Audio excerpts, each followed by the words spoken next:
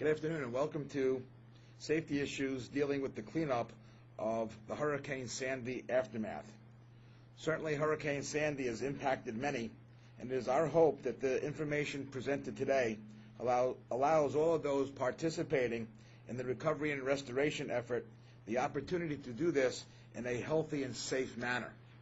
This program is sponsored by the New Jersey, New York Hazardous Materials Worker Training Center, which is supported by NIEHS, the National Institute of Environmental Health Sciences, the New York, New Jersey Education and Research Center, the New Jersey Public Health Training Center here at UMDNJ School of Public Health, Office of Public Health Practice.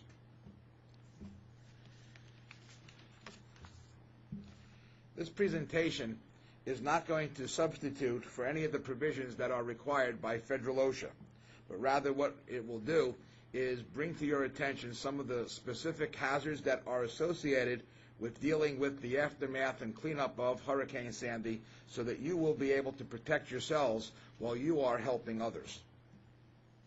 What we plan on doing today is spending a little bit of time talking about some background information, some worker rights, and the various hazards that individuals such as yourselves might encounter while doing this type of activity. What we plan on doing is identifying what some of the hazards are in the field. We also wish to explain how you should protect yourself from these hazards and increase your overall safety and health awareness.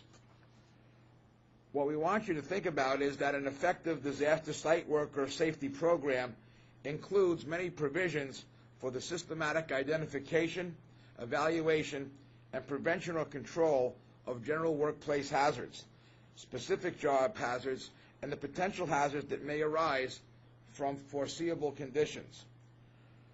The extent to which this program is described in writing is less important than how effective it is in practice. As the size of a work site or the complexity of a hazardous operation increases, however, the need for guidance increases to ensure clear communication of policies and priorities, as well as a consistent and fair application of rules.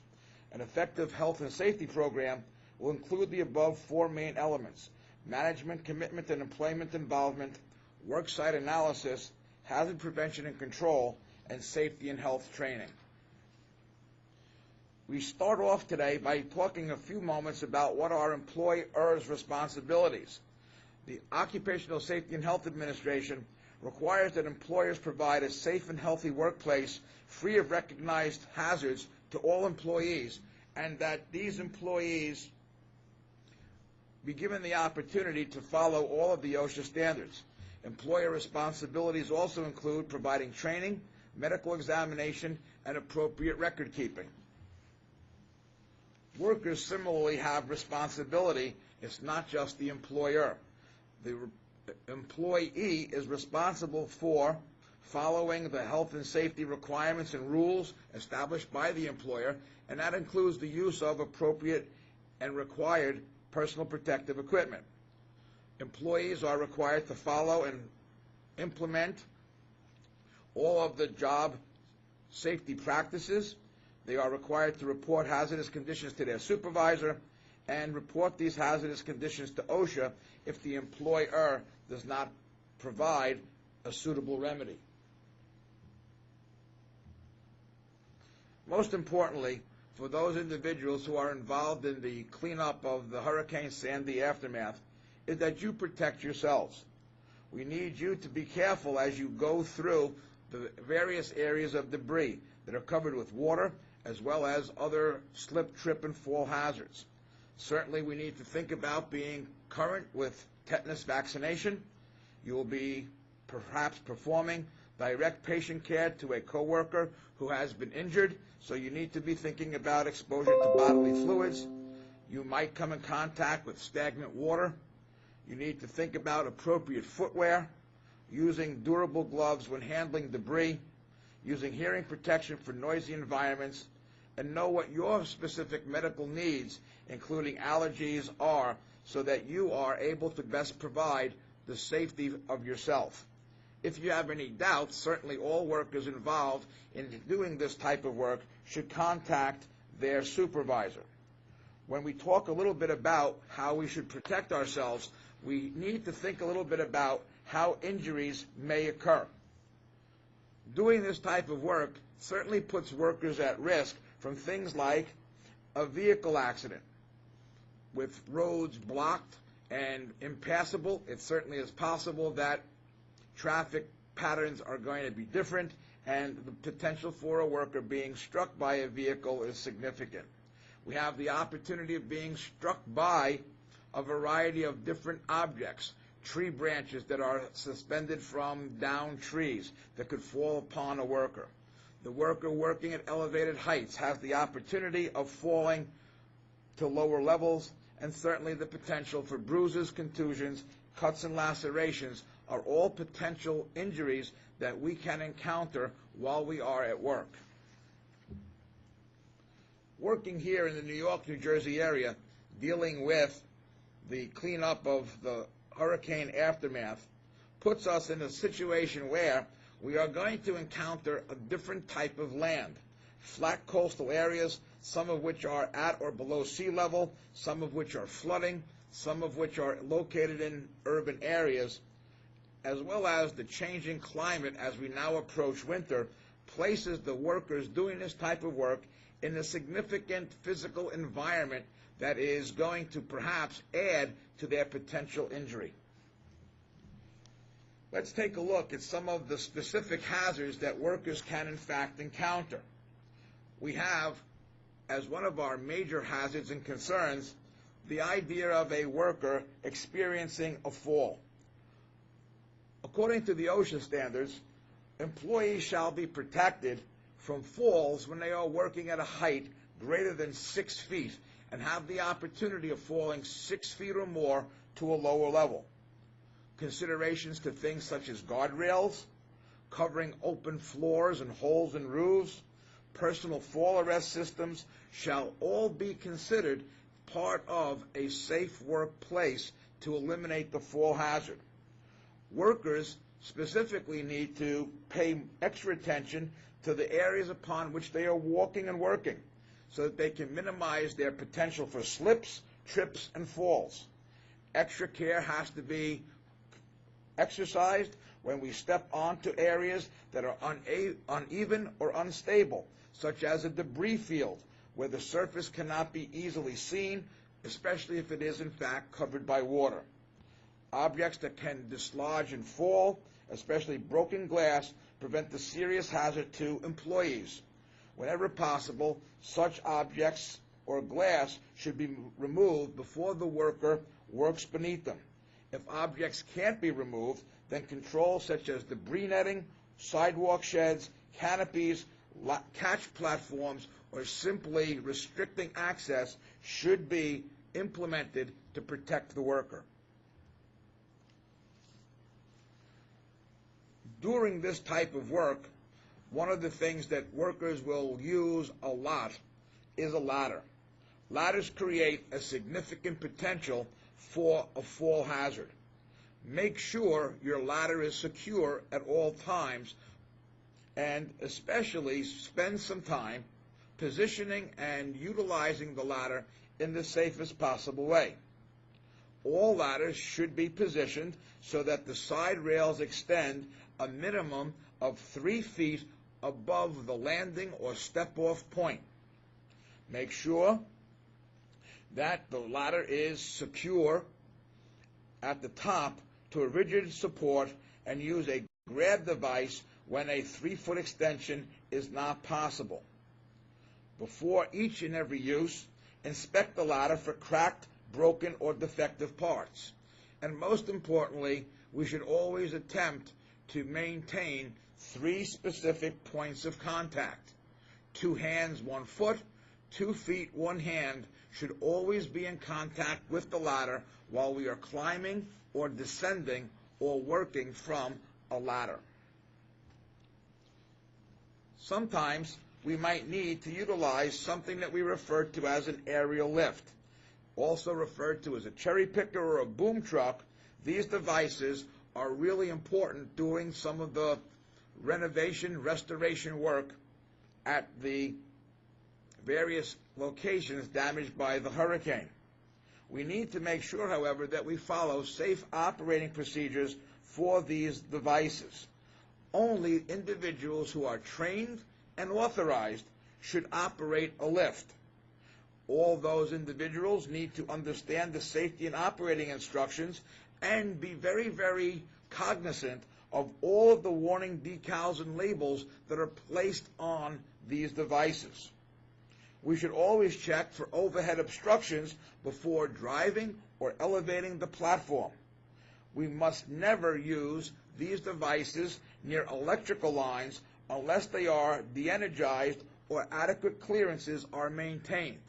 An adequate clearance is a minimum of 10 feet from the power line. We should only refuel these devices when the unit is turned off and charge the batteries for these devices in a well-ventilated area away from any open flame or spark. Prior to using any aerial lift, we must conduct a visual inspection and a function test, and only elevate the lift when it is on a firm, level, safe working surface.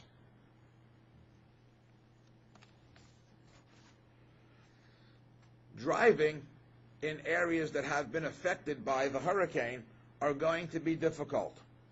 We need to be aware that roadways may be washed out, may have significantly large potholes, or be covered with debris. All workers who are driving in these areas are urged to drive in a defensive manner. Be prepared for sudden stops, as well as be prepared for delays. Watch for construction vehicles, look for individuals doing flagging, and look for overloaded vehicles. Worker transportation to the job site and around the job site presents safety hazards that can be reduced through proper planning.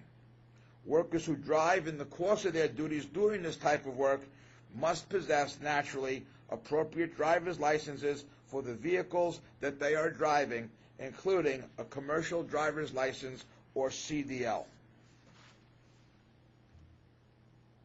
One of the things that we need to think about is during this period of time, there will be many non-operating traffic controls and signals. Landmarks, street signs may be missing, so know where you're going before you go there. Puddles may be deeper than we suspect. They may hide hazards, and it takes very little water to cause the loss of control of your vehicle or to put the vehicle into a hydroplaning mode. Be prepared for delays, be prepared for sudden stops, and watch out for other drivers. As you drive, be aware that many workers will be working on roadways. We need to establish roadway work zone safety. Appropriate signs and high visibility garments are going to make the worker more conspicuous and safer to approaching drivers. They don't offer actual protection from traffic, but should be used as a supplement in conjunction with other traffic safety means.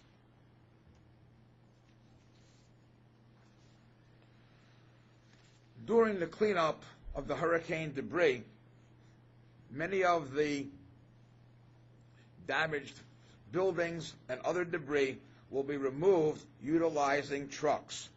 The loading of the truck debris is going to be a significant concern. As we load these trucks, we need to think about certain hazards so that this job can be done in a safer fashion. Think about and look for overhead power lines. Remember that placing a worker on top of the truck as it is in fact being loaded puts the worker in a potentially unstable load position. We should limit traffic in those areas that trucks are being loaded so that we have less potential for vehicles being struck.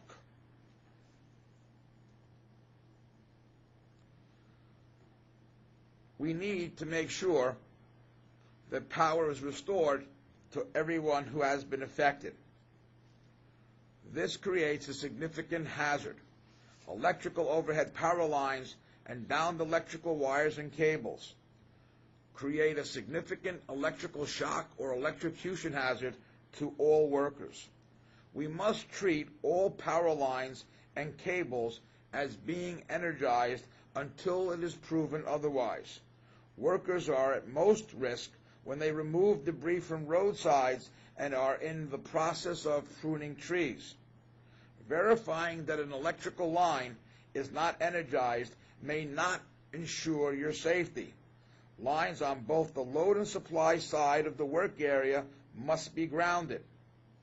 In addition, many people have purchased home portable generators. These generators can create a hazard of feedback of electrical energy from the secondary power source. Beware of the hazard of all overhead electrical lines and down power wires and cables. Certainly, one of the things that we want everyone to remember is that only trained professionals should be handling, moving, or dealing with these down power lines. Qualified employees, such as licensed electricians or utility company personnel, should only handle downed electrical wires. Some of the areas that have been affected by the hurricane have underground power lines. The flooding situation may have exposed these power lines and now create an increased risk of electrical shock. It is very, very important that electrical trade workers pay attention to electrical hazards because they have the potential of coming in contact with lines that are now exposed that were previously not recognized as being there. Remember that we should look for all buried power lines. We should contact our utility companies for these mark-out areas, and we must assume that all of the power lines that we encounter are energized until proven otherwise.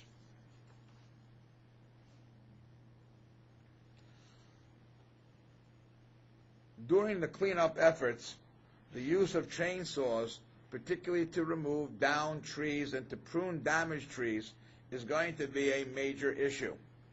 Certainly, we must operate, adjust, and maintain all chainsaws according to the specific manufacturer's instructions provided in the manual that accompanied the chainsaw when it was purchased.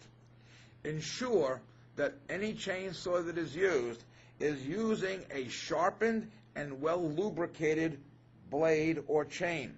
If you notice that the saw is cutting in a crooked fashion, or that the cut shows fine sawdust instead of chips, you find yourself having a difficulty in cutting the down tree, it is an indication that the blade on the chain has now dulled. Utilize only sharp chains that are well lubricated. Use bar and chain oil to lubricate the blade as it is being used. Additionally, users of chainsaws should periodically check and adjust the chain as necessary to ensure a good cutting action. Choose the proper size of chainsaw to match the job.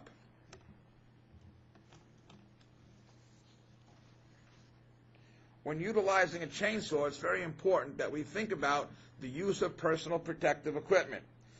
Included in the appropriate protective equipment for chainsaw use is going to be a hard hat, safety glasses, hearing protection, heavy-duty work gloves, and cut-resistant leg wear, commonly referred to as chainsaw chaps. These chaps extend from the waist to the top of the foot, and boots, which cover the ankle. Always cut at waist level or below. Never utilize the chainsaw by lifting it above your head. Bystanders and co-workers should remain at least 2 tree lengths or at least 150 feet away from anyone who is felling a tree and at least 30 feet away from anyone operating a chainsaw to remove limbs or to cut a tree that has in fact fallen. doing many of the tasks that are going to be necessary. Fall is here. I'm so excited about it. I'm already in my fall outfit, and I've decorated for the season. One of my favorite parts of fall is wearing all that seasonally appropriate. I'm also really excited. All.big easy. Check out the sponsor. Now let's get right into that list. Alternate upper, and then to number 4. Number 4, before we get else you've ever show up with it was night. Must have special eyewear to protect themselves and you from realize welding that flash. it was shaggy the whole time. So those are the top 5 shoes I'm wearing this fall. I hope you enjoyed this list. And before I go, special thanks to my sponsor. Frame of the eye protection.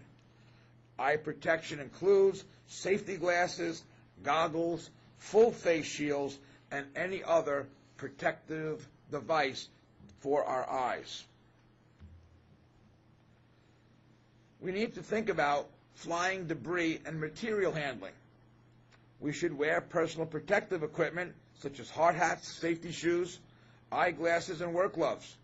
Do not work under or through areas where cranes and other heavy equipment are being used to lift objects. Never should we work under a suspended load. Make sure that you have up-to-date tetanus immunization while you are doing this type of work.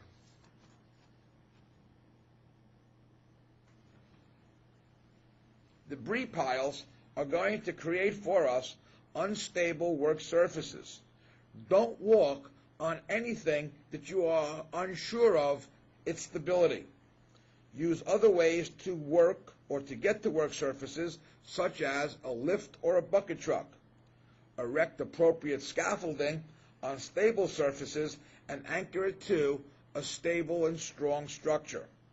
Wear protective equipment provided, which will include safety shoes with slip-resistant soles. Use fall protection with lifelines tied off to suitable anchor points, including work in bucket trucks whenever possible.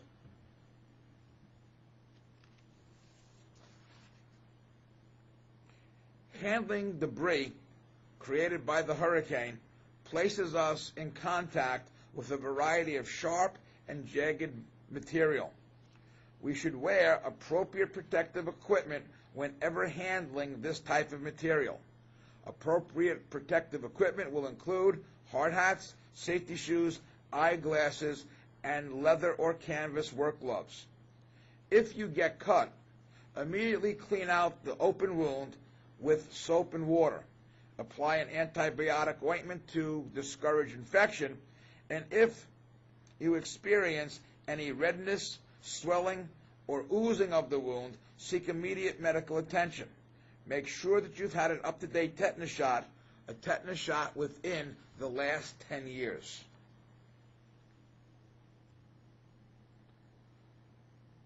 Work during the restoration period is going to include perhaps entering into a permit-required confined space. It is clearly important for everyone to realize that work in confined spaces is exceptionally dangerous. Anyone working in a confined space or permit-required confined space will be required to take specific confined space training before they are allowed to do any of that type of work. Confined spaces may only be entered by authorized personnel approved by the employer. In addition to being an approved employee through your training, you are going to need to have some very, very specific equipment, such as a full-body harness, air monitoring instruments, retrieval line, tripod, and winch. Remember that some of the hazards that we will encounter when working in confined spaces could include an oxygen deficiency, the hazard of an engulfment, the hazard of entrapment, or most importantly, our exposure to a hazardous atmosphere, such as an oxygen deficiency, a flammable atmosphere, or a toxic atmosphere. These can only be detected through the use of air monitoring instruments. Remember, only authorized, trained personnel can enter into a confined space. Tragically, many homes and buildings have been destroyed by the hurricane. The structural integrity of many of these homes is in question. What you need to remember is you should not enter any structure that shows indication of being unsafe, such as walls with large cracks, shifting, or partial collapse. Consider entering the structure during the daytime only, especially if it is without electricity or you have no lights with you. OSHA requires that floors and walls be shored or braced before demolition if workers are to enter into a compromised structure. Do not cut or remove any load-supporting members on any floor until all stories above have been demolished and removed to avoid a collapse. Determine if any hazardous substances have been stored anywhere on the property, including things like tanks and pipelines. Ensure all appropriate utilities have been notified prior to entering and starting demolition work. And leave the structure immediately if you hear any unusual sounds. These sounds could be an indication of a shift of the building, or if you smell anything unusual, such as the leak of gas from a pipeline.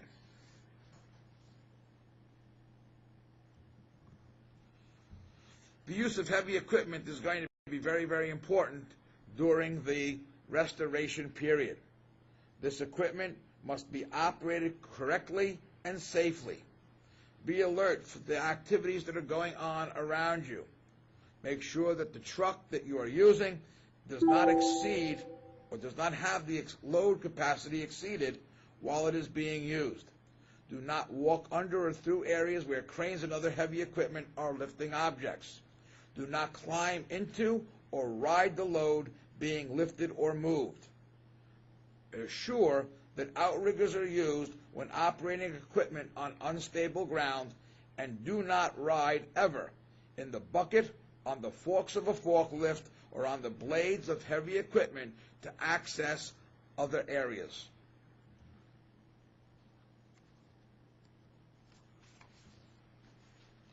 Heavy equipment includes such things as forklifts, bobcats, loaders, backhoes, and ATVs. It is important that we note that the OSHA regulations require that the employer designates a competent person who will inspect all machinery and equipment before each use, during its use, and after its use to make sure that this equipment is in safe operating condition. Any deficiencies that are found to this equipment will require that the piece of equipment be repaired or defective parts replaced before the equipment is allowed in continued use. The term competent person is important for us to understand. A competent person is anyone who is capable of identifying existing predictable hazards, and that person must have the authorization to take prompt corrective actions to eliminate the problems that they have identified.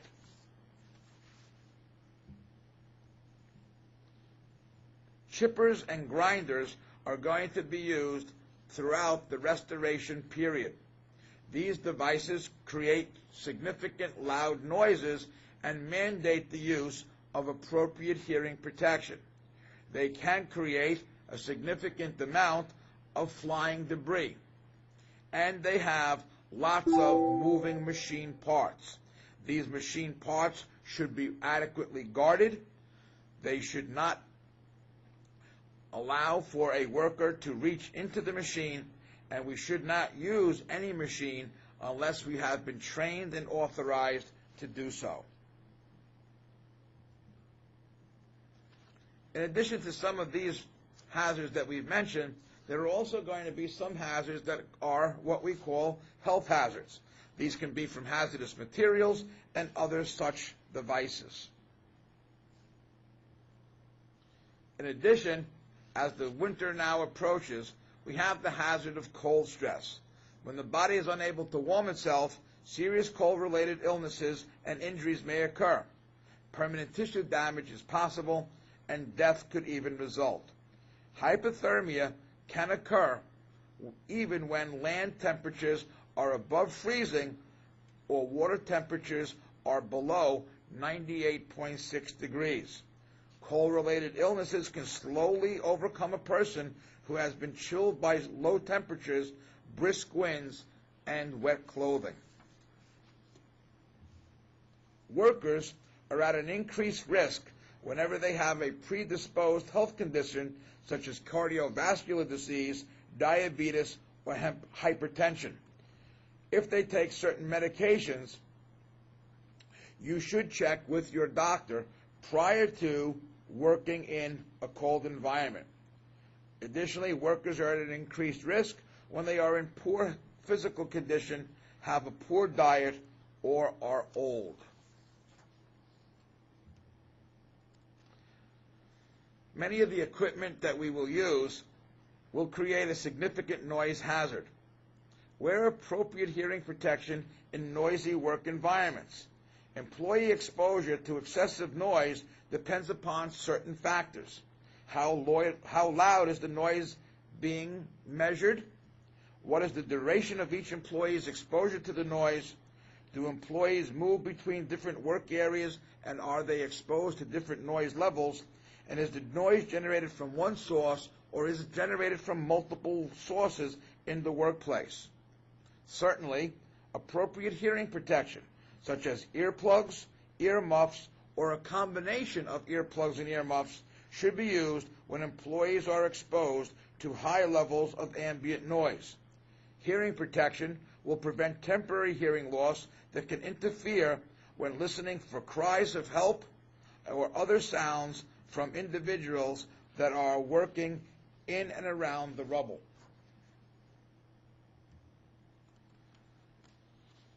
In addition, we also have the hazard of inhalation of dusts. Some of the dust that we could be exposed to could contain asbestos, silica, or other toxins. This will include the jobs of debris removal and dumping, loading trucks, and demolition of buildings. Certainly, appropriate respiratory protection is needed. If you have any questions about a respirator, see your employer. Remember, however, that before use of a respirator, other than a nuisance dust mask, a medical evaluation of the employee is required. Protect yourself from breathing dust. It could contain a toxic material. If asbestos is present, use a half-face elastomeric respirator with an N, R, or P 100 series filter. If airborne contaminants are present, use eye protection, such as a full-face respirator with the appropriate combination cartridges. Make sure that you know how to use and don your respirator. Include a positive and negative check every time you wear it, and wash it at least once a day. Make sure that you have been properly fit tested for your respirator. It must fit properly to protect you. Surgical masks should not be used by workers engaged where inhalation of dusts containing asbestos, silica, or other toxins is possible, because these do not provide adequate protection. One major problem that we can experience while doing this work is the potential exposure to carbon monoxide inhalation. Carbon monoxide could be created anytime we utilize a gasoline or propane-powered generator or heavy piece of machinery. If we are operating near equipment, near generators, during debris reduction and burning and compacting, we have the potential of exposure to carbon monoxide. Remember, carbon monoxide has no warning properties. It is colorless, odorless, and tasteless. Make sure that you do not use generators or portable fuel-driven tools in confined spaces or any space that is poorly ventilated. Do not work in areas near exhaust from machinery. Carbon monoxide poisoning occurs even outdoors if engines generate high concentrations of carbon monoxide and the workers in the area of the exhaust gas. With symptoms of exposure, shut the engine and move to clean, fresh air.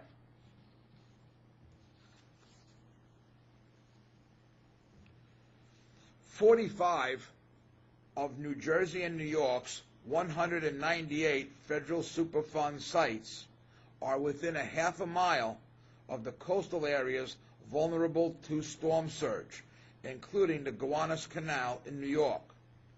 Raw sewage, industrial chemicals, and floating debris fill flooded waterways around New York City and New Jersey. Hurricane Sandy's environmental impact is still being assessed, but the worries for residents of New York and New Jersey are crystallized by one fact. Of the two states' 198 Superfund sites, 45 of these were within 1/2 mile of our coastal areas and were subject to the storm surge. The Environmental Protection Agency, which oversees the cleanup of these sites, was unable to say how many of them flooded on the night of October 29th. But the agency said its initial appraisals show that several were impacted by the storm, including a site contaminated by lead near Sayreville, New Jersey, and the Gowanus Canal and Newtown Creeks in New York City. Raw sewage, industrial chemicals, floating debris filled waterways around the metropolitan area. Left in the wake of Hurricane Sandy, the toxic stew may threaten the health of residents already dealing with more direct damage from this disaster. We should be concerned with our potential for chemical exposure. Eye, nose, throat, upper respiratory tract, and skin irritation, flu-like symptoms, central nervous system depression, fatigue, loss of coordination, memory difficulties, sleeplessness, and mental confusion are all signs of potential chemical exposure. Chronic effects depend on the extent and duration of exposure. This type of exposure is going to be potentially found with workers doing debris removal and site cleanup. Hazard-specific protection, as identified by the supervisor or workplace safety officer, will need to be followed at all times.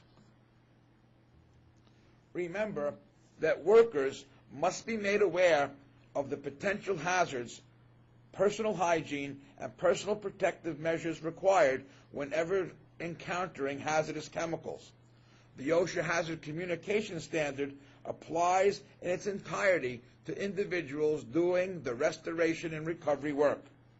Each agency and contractor must establish a hazard communication program in accordance with the OSHA Hazard Communication Standard.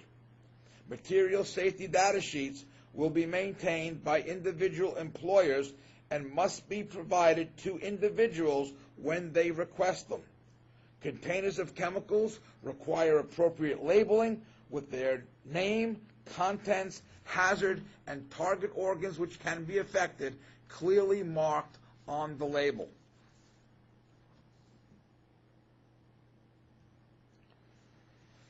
After hurricanes and floods, the water creates the perfect environment for mold to grow in homes and other buildings. Exposure to mold can cause wheezing, severe nasal, eye, and skin irritation. For mold exposure, we recommend that you use Tyvek so that the mold does not get on the person and then taken home or to other areas. Tyvek suits are going to be an important part of the protective equipment worn by individuals engaged in mold remediation. Avoid breathing the dust or the fungal spores generated by the wet building materials. Use a NIEHS N95 approved disposable respirator as a minimum when working with moldy or damp materials. Wear long sleeves and long gloves that reach the middle of your forearm. If you are using a disinfectant, a biocide such as a chlorine bleach, or a strong cleaning solution, you should select gloves made from natural rubber, neoprene, nitrile, polyurethane, or PVC. Avoid touching mold or moldy items with your bare hands. Immediately wash exposed skin after contact with any mold spores. If mold is observed, wet the area with the bleach solution to minimize the release of spores. Safety glasses or goggles must be worn whenever spraying bleach solution. Consider discarding all water-damaged materials. Individuals that have been working for a period of time in these wet areas have a potential for experiencing something called immersion foot, also known as trench foot. This occurs when the feet are wet for long periods of time. Ultimately, it can become quite painful. Symptoms include a tingling or itching sensation, pain, swelling, cold and blotchy skin, numbness, and a prickly or heavy feeling in the foot. The foot may become red, dry, and painful after it becomes warm. Blisters may form, followed by skin and tissue dying and falling off. Obtain medical assistance as soon as possible. To prevent trench foot, when possible, air dry and elevate your feet and exchange wet shoes and socks for dry ones.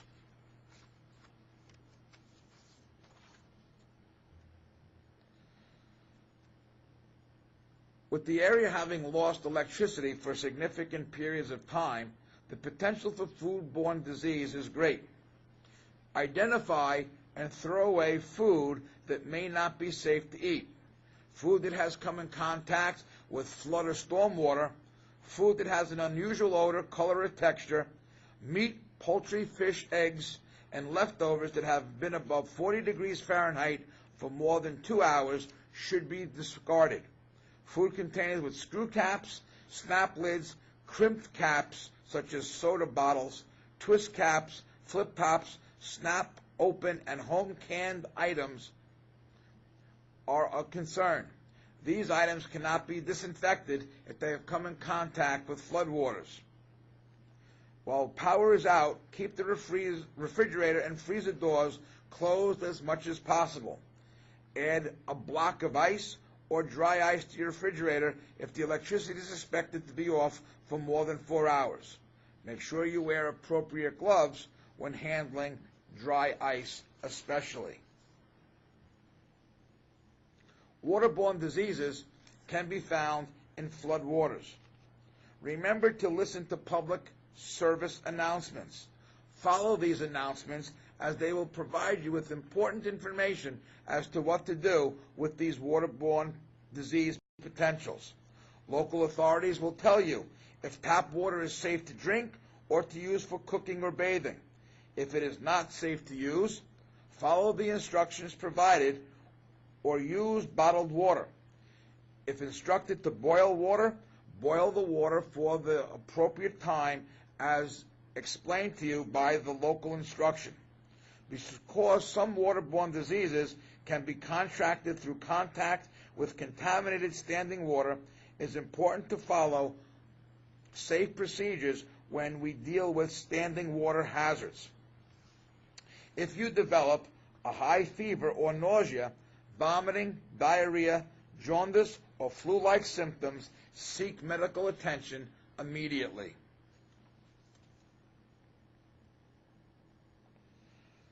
Flora and fauna may present a hazard to the worker. What we want you to think about is that during this time we may encounter mosquitoes and/or wild or stray animals. Avoid these animals and call the local authority to handle them. Get rid of dead animals according to local guidelines. Wear and clean proper protective clothing when handling any animal carcass. Be aware of things such as fire ants and spiders.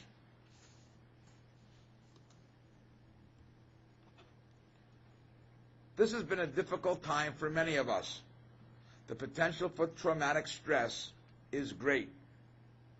In order to eliminate this hazard, we need to think about things such as pacing ourselves and taking frequent rest breaks. Watch out for one another. Coworkers may not notice a hazard nearby or behind because their minds are now on other things or they're distracted. Be conscious of those around you. Responders who are exhausted, feeling stressed, or even temporarily distracted may place themselves and other individuals at risk. Maintain as normal a schedule as possible. That includes regular eating and sleeping, which are crucial to your well-being. Make sure that you drink plenty of fluids such as water and juices. Try to eat a variety of foods and increase your intake of complex carbohydrates. For example, eat things such as bread, muffins made with whole grains, and granola bars. Whenever it's possible, try to take a break away from the work area. Eat and drink in the cleanest areas that you can find. Recognize and accept what you cannot change. The chain of command, organizational structure, waiting, equipment failure, etc. Talk to people when you feel like it. You decide when you want to discuss your experience. Talking about an event may be reliving it. Choose your own comfort level. If your employer provides you with formal mental health support, use it. Give yourself permission to feel rotten. You're in a difficult situation. Recurring thoughts, dreams, or flashbacks are normal. Do not try to fight them. They will decrease over time. Remember to communicate with your loved ones at home as frequently as possible. There are several other key protective measures that we want you to think about. These include for everyone to have adequate facilities for their workers, for hand washing and restroom facilities. The exercise of good personal hygiene can minimize worker exposure to health hazards and contaminants. Workers should wash their hands before eating and drinking and before and after the use of toilet facilities. Appropriate vector control measures should be put into place. Workers should avoid creating dust, work upwind whenever possible, and use appropriate personal protective equipment per their employees' job hazard analysis. Replace equipment that is torn or worn. We should not ever duct tape torn or damaged equipment. Workers should seek medical attention for minor wounds as appropriate. Workers should avoid eating or drinking or smoking in areas that contain debris, floodwaters, or sludge remaining in previously flooded areas. Only drink water from sources that are known to be clean. Avoid consuming food or beverages that were exposed to floodwaters or perishables that may have become spoiled. Exercise good housekeeping. Minimize accumulations of trash and keep garbage in enclosed containers. Proper housekeeping also reduces potential for slips, trips, and falls. This training program is based on recommendations from the Federal Emergency Management Agency, NIEHS, NIOSH, OSHA, CDC, and USACE. You can find a link to their fact sheets and other important information at the National Clearinghouse for Worker Safety and Health training website. You can also find additional resources at the OSHA website. All agency and contractor personnel engaged in response operations during this time must be trained to recognize and avoid hazards. This training should include several important elements: general training for site disaster workers, specific needed training, task-specific training, pre-deployment and job briefings, and site-specific training including an overview of conditions specific to the locations where the employee will be deployed. Employers must maintain records of this training available for inspection by agencies having jurisdiction. Training records including documentation such as but not limited to training certificates, attendance rosters, course curriculum, etc. must be maintained. Employees shall provide competent and qualified persons as required by various hazards. The hazards and issues are dynamic and require vigilance and flexibility. The key to a safe response is attention to safety issues of your workplace environment. The physical hazards are similar to any construction or demolition site. The health hazards include the hazards associated with the environment. All workers must adhere to the following work rules. Follow your employer's safety and health policies at all times. Know and adhere to the chain of command. Follow accountability instructions. Check in and check out of the workplace each day. Promptly report all injuries and accidents and near misses. Report unsafe conditions. Wear your personal protective equipment as needed, and maintain a constant awareness of your surroundings.